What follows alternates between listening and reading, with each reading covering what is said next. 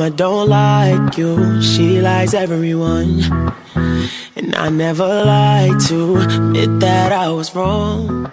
Hey guys, welcome back. Today we are unboxing and trying out these Dose of Colors brushes. This is a new line of brushes. I've been using their lip products for years now, but I was really excited to try these because they looked amazing. I didn't order all of the brushes because I'm scared that if I didn't like the ones that I got, then I'd be stuck with the entire line. Okay.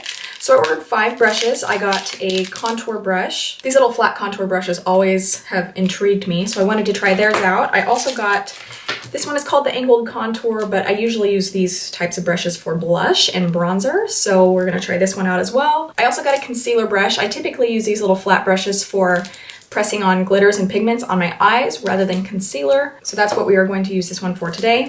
I also got this eye blending brush, and I got a pencil brush, which is a teeny tiny little eye blending brush.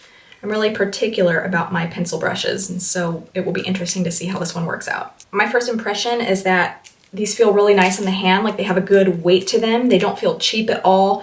The rose gold ferrule is absolutely gorgeous, and I like that they all come with this little protective case over them. Most brushes will come with like a little plastic sleeve over the bristles so they don't get damaged during shipping, but this actually comes with a pretty decent, high quality protector for the brushes. So let's go ahead and take these bad boys out. Okay, this brush is really nice. It's a lot thinner than I thought it would be, which is wonderful. I like it when they're a little bit thinner. It's easier to get more accurate placement of your blush and bronzer. And let's look at this little contour brush here.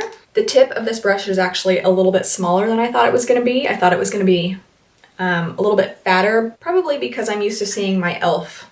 contour brush, and you can see that's a lot wider, and well, I guess it's like the same thickness, but I'm really excited to try this one. And we have our concealer brush. The bristles feel really firm, which I like. And it's nice and flat, which is perfect for packing on pigment. And if you're applying any sort of eye makeup to the lid, the flatter the brush, the more coverage you're going to get. Okay, and this blending brush, ooh, this feels nice and soft. So these brushes are cruelty-free, therefore they are completely synthetic fibers. And this little pencil brush.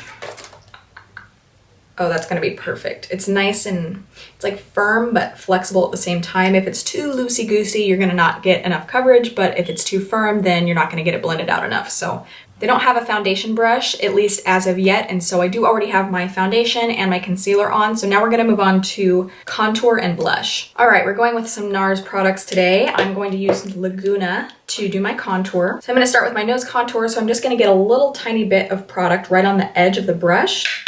And we're just gonna go for it. So far, so good.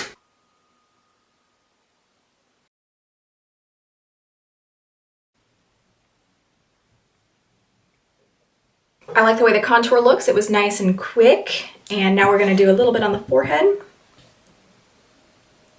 Just gonna tap it on. Ooh, these bristles are really loosey-goosey. Kind of like that. I thought it was gonna be a little too stiff, but I'm liking how easy it is. A little bit on the cheekbone too. And a little on the old double chin here. Okay, what I do like is that I can have the brush one direction to get that nice carved out line, but then I can turn it the other way and blend it out. And because it's not too wide, it's not going to totally spread the product out into too big of an area. So far, I'm totally satisfied with this brush. Next, I'll be using the Angled Contour brush for my blush, and I'm using NARS Sin. Just going to get a little bit on there. And see how this does with pigmentation. Okay, we need a little bit more than that. Whoa, okay, there we go. Okay, we went a little hard with the blush, but it's going to fade just a little bit because that's what blush does. So let's do the other side. Even though the brush head is pretty small, I can still tell that there are a ton of bristles in here and they're all really, really soft. I like it. I like the length of the bristles as well. Yes. Moving on to eyes, I'll be using Makeup Geek Peach Smoothie as my transition shade. And I'm gonna swirl this blending brush around in here. Ooh, picks up a lot of product. That's a good thing.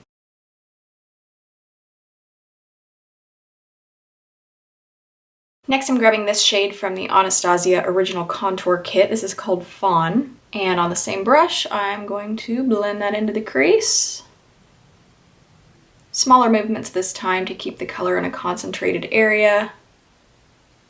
The only thing that's taking a little bit of getting used to is the way the handle feels in my hand. The handle is a little bit smaller than most blending brushes that I'm used to, so I feel like I'm clutching it kind of hard, which is giving me a little less freedom in the movement of my fingers and the way that I'm moving the brush around, but that might just take a little getting used to.